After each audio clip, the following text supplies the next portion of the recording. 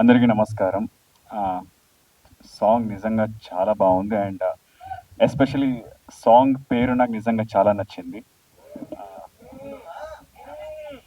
She's my Ammulu and Nikhil sir Ammulu పేరుతో song చేశారు. And song నిజంగా చాలా బాగుంది. నిఖిల్ సార్ ఈజ్ చాలా చాలా చాలా హార్డ్ వర్కింగ్ ఆయన. లైక్ చాలా సంవత్సరాల నుంచి మనం చూస్తూనే వచ్చాము.